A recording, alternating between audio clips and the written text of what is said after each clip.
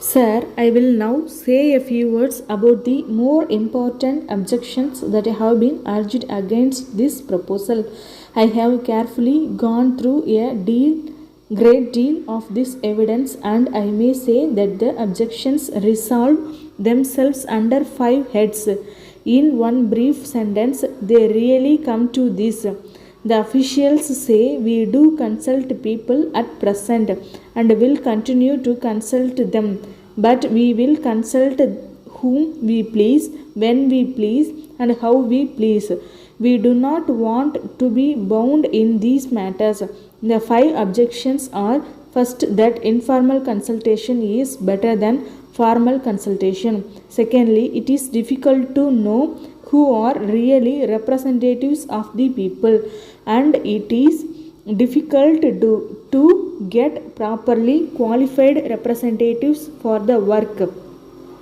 Thirdly, the efficiency of the district administration will suffer. Fourthly, an advisory body may be desirable, but there are already district boards and municipalities which might be utilized for the purpose. Why multiple these bodies? And lastly, there is the objection, which is a standing argument in this country against all advanced, namely, the time has not yet come. Now I will deal briefly with these five objections and then will bring my remarks to a close. As regards the value of informal consultation, well, it is all very well to say that you do not want to be free and that you will go about among the people and find things for yourselves. On the one side, you complain that you are tied to your desks, you are slaves to reports and returns, that you cannot find time to move among the people, and on the other hand, you do not want to be bound to consult anybody. You must be free to consult whom you please. Again, sir, we have plenty of experience of what this informal consultation means, and this is matter we can speak as no English official can, because they have no experience of our side of the shield. Under the present system of consulting whom we please, we often find men of straw, men of no character, insinuating themselves into the favor of officials and backbiting innocent people and exercising a pernicious influence. In the end, these things are generally seen through, but that takes time, and meanwhile a good deal of hard is done.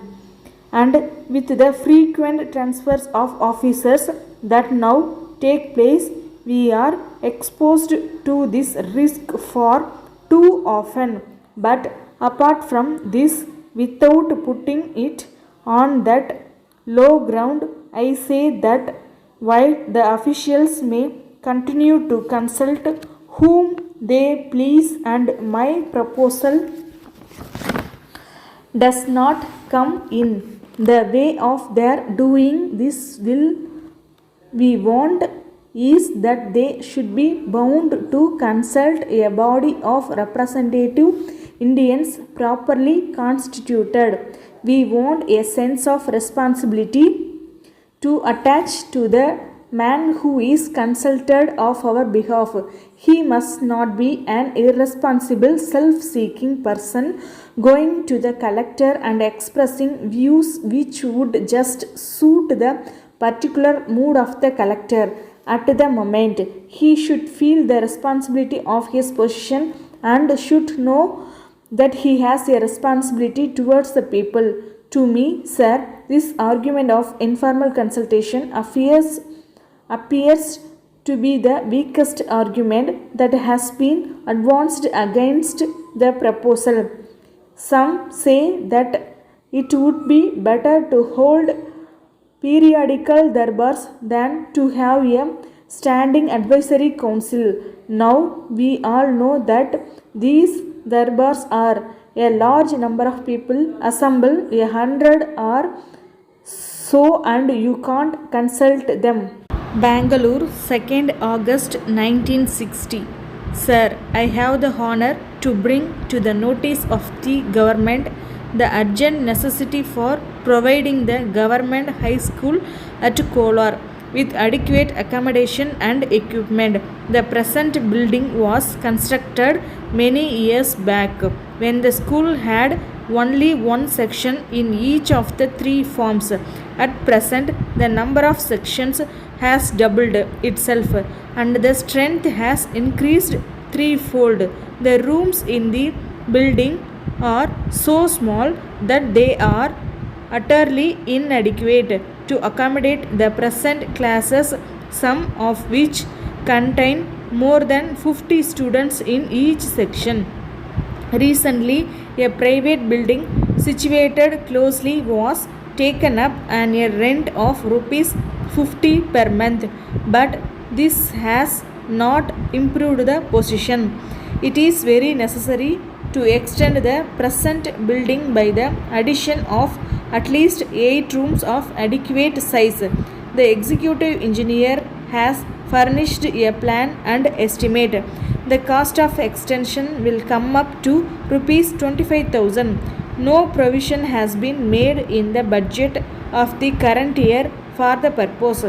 Government are probably aware that no money was sanctioned for the last 15 years.